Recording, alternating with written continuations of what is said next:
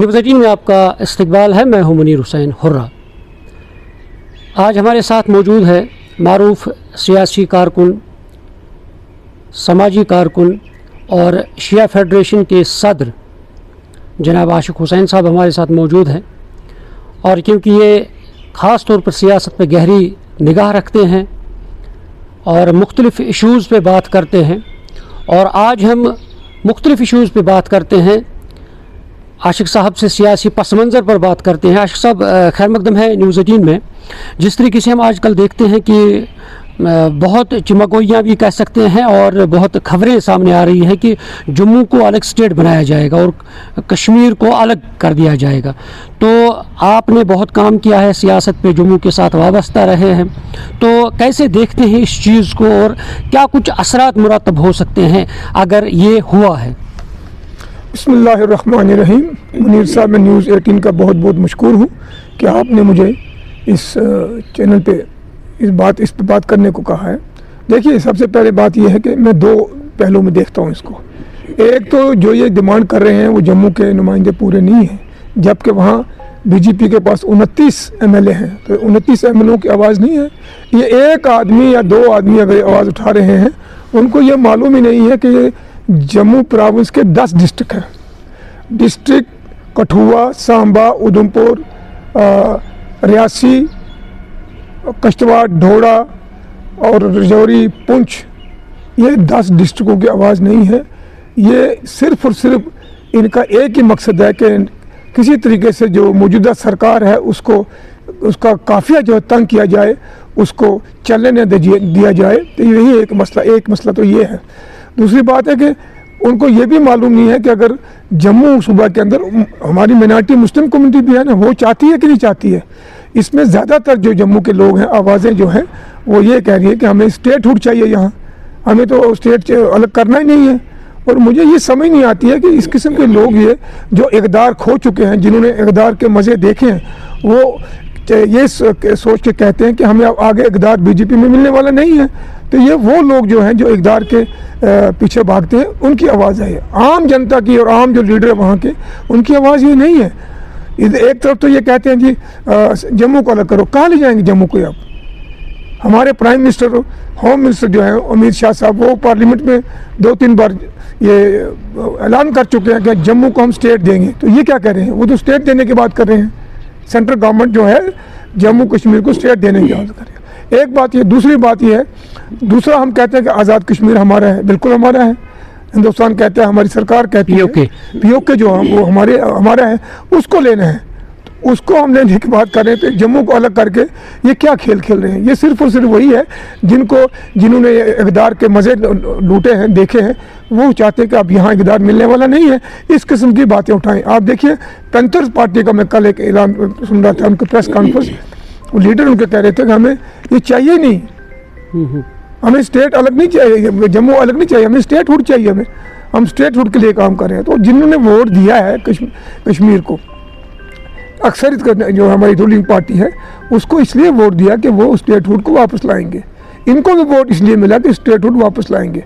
अब ये इस किस्म की बोलियाँ बोल रहे हैं, तो मुझे नहीं लगता है इससे क्या होगा कि कश्मीर की जो है रूलिंग पार्टी है, ये इस किस्म की बातें करने से यहाँ की सरकार को बहुत बड़ा फ़ायदा होगा। वो आवाम उसके साथ जुड़ जाएगी, बजाय इसके कि वो खिलाफ हो जाए, वो जुड़ जाएगी। इनको फ़ायदा है। उनको जम्मू में जो कार्ड खेल रहे हैं, उसमें जम्मू में इनको फ़ायदा होगा। तो मगर आम तौर जो है आवाम जो सफ़र कर रही है, आवाम को तो ये लेना देना नहीं है कि भाई ये स्टेटहुड चाहिए, हमें जम्मू अलग करो। वो कहते हैं हमारे जो वादे किए गए हैं, हमारी जो सहूलियात हैं, हमें बिजली, पानी, सड़कें, डेवलपमेंट चाहिए, हमें रोज़गार चाहिए। जो डेली वेजेस हैं, बेरोज़गार लोग जो सड़कों में बैठे हैं, उनको वो परमानेंट सोल्यूशन चाहते हैं। तो वो लोगों को वो चाहिए।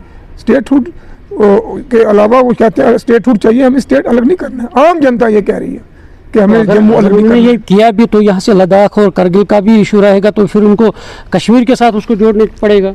वही तो मैं कह रहा हूँ, जम्मू को अलग करके वो 1-2 आदमी आवाज़ें उठा रहे, बाकी तो कोई नहीं कह रहा ना, आम जनता नहीं कह रही है। अब आप देखिए, वहाँ जम्मू के जो माइनॉरिटीज़ में मुसलमान जो वो भी तो वहाँ रहते हैं, वो क्या कहते हैं? बिल्कुल, वो स्टेटहुड अलग नहीं चाहते हैं जम्मू के मुसलमान।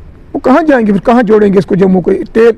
कारोबार कहाँ करेंगे, मंडी कहाँ जाएगी, कारोबारी मंडी भी जाएगी। तो ये नुकसान जो है ओवरऑल जो है हमारे जम्मू को नुकसान है। आगे ही हमने कोविड में भी ये नुकसान उठाया जम्मू वालों ने, खासकर कश्मीर वालों को नुकसान नहीं हुआ, जम्मू वालों को हमें नुकसान हुआ वहाँ। फिर उसके बाद दफ़ा 317 उठाया गया, उसके बाद दरबार बुक का मसला है। तो हमारे जो हैं जम्मू के कारोबार जो है, रेडी वाले हैं, ये छापड़ी वाले हैं, छोटे दुकानदार हैं, बड़े ताजर हैं, जो छोटी मोटी स्मॉल स्केल इंडस्ट्रीज हैं, बड़ी इंडस्ट्रीज हैं, सबसे बड़ी होटल की इंडस्ट्री है जो सिख होकर रह गई।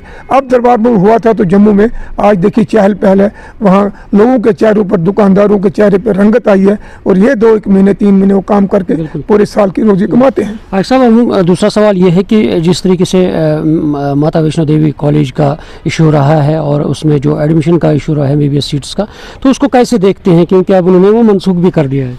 देखिए जम्मू के इस मेडिकल कॉलेज को भी एक इशू बनाया गया, ये हालांकि इशू नहीं है, ये तमाम इज़्ज़त लोग जो हैं, बाशूर लोग जो हैं, दानिशमंद हजरात जो हैं, जो पढ़े लिखे लोग हैं, वो कहते हैं कि जम्मू से बहुत बड़ा नुकसान हुआ। देखिए कि यूनिवर्सिटी लाने में, मेडिकल कॉलेज लाने में बहुत हमें तकदो करनी पड़ी, बहुत हमें सड़कों पे दौड़ना पड़ा, लड़ना पड़ा सरकार से, हिंदुस्तान सरकार से, तब जाके हम मेडिकल कॉलेज मिला है। और अगर वो मुस्लिम बच्चे हैं वहाँ, अगर वो क्वालिफाई करके, ऐसे थोड़ी आए वो, उन्होंने वो एग्ज़ाम क्वालिफाई किया। ये तो हर एक आदमी कह रहा है कि भाई, चाहे हिंदू है, चाहे सिख है, चाहे मुसलमान है, वो ये कह रहे हैं कि भाई ये क्वालिफाई किया।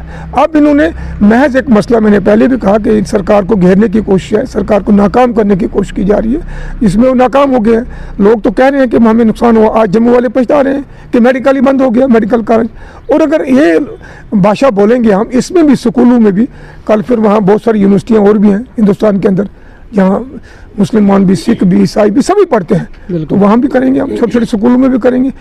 मेरी अपील रहेगी उन लोगों को कि इस किस्म का जहर जो है छोटे छोटे बच्चों में, ये जहर मत डालिए, इससे आइंदा आने वाले नस्लों में हमें वो नुकसान उठाना पड़ेगा।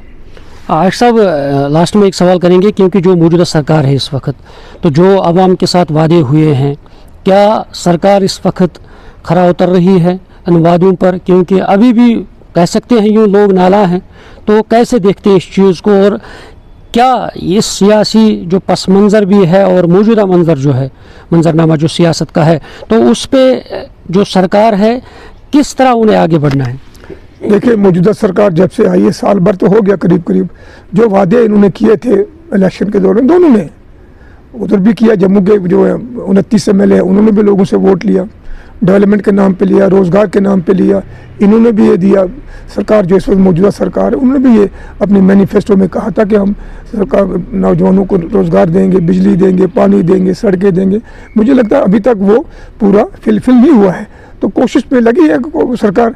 मगर अफसोस मुझे यह है कि सरकार एक दूसरे पर इल्ज़ाम तराशी कर रही है। यहाँ ये कहते हैं कि गवर्नर के पास तक सारी पावर्स है, या बाकी जो IAS अफसर है उनके पास पावर है, हमारे पास पावर्स नहीं है, हमें चलने नहीं दिया जा रहा है।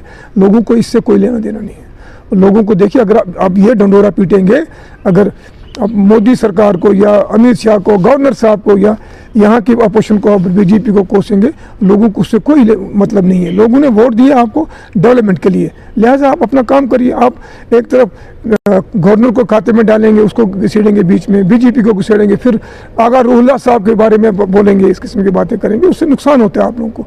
इस किस्म की बातों से उनको परहेज़ करना चाहिए, और जो पावर्स आपके पास हैं वो काम तो करिए आप। बिल्कुल, वो तो लोगों को करिए ना। लोग तो कहते हैं हमें काम करें, जो डेली वेजेस वगैरह हैं, रोज़गार है, रोज़गार और निकालिए, नौजवानों को रोज़गार दीजिए, डेली वेजेस हैं, बाकी लोग हैं, पानी बिजली का मसला है वो दीजिए। अब अगर यही कोसते रहेंगे आप दूसरे को, आप देखो इतने डिपार्टमेंट्स में अभी प्रमोशंस हुई हैं, उनको फिलफिल करिए। जो वहाँ अभी वेटिंग में बहुत सारे डिपार्टमेंट में हैं, इस किस्म के अफसरान हैं जिनको प्रमोशन नहीं हो रही है, रुके पड़े हैं पिछले 1 साल से, तो ये सफ़र कर रहे हैं लोग। तो उससे सरकार को देखना चाहिए, इस चीफ मिनिस्टर को अपने देखना चाहिए कि हमारे जो कलीग्स हैं वो अच्छा काम कर रहे हैं या खिलाफ काम कर रहे हैं, उसको पार्टी से फ़ायदा हो रहा है या नुकसान हो रहा है, ये उनको देखना है। तो उनको चेक करना चाहिए कि मेरे मिनिस्टर की अकाउंटेबिलिटी होनी चाहिए कि वो कैसा काम कर रहे हैं, बजाय इसके कि उसके खिलाफ इसके खिलाफ बोलेंगे, वो सारा गलत है, उसको बंद करना चाहिए और सरकार को अपना काम करना चाहिए। शुक्रिया बात करने के लिए। नाज़रीन, ये थे हमारे साथ शिया फेडरेशन के सदर और मारूफ सियासी कारकुन आशिक हुसैन साहब, और जिन्होंने मुख्तलिफ इशूज़ पर बात की है, और उन्होंने जो कहा जा रहा है कि जम्मू को अलग स्टेट दी जाएगी, और साथ ही स्टेट के इशू पे उन्होंने बात की है, और दूसरा जो मेडिकल कॉलेज का इशू है, और भी जो मौजूदा मंजरनामा है, सियासी मंजरनामा है, उस पर बातचीत की है। न्यूज़ 18 जम्मू कश्मीर के लिए मैं मुनीर हुसैन हुर्रा।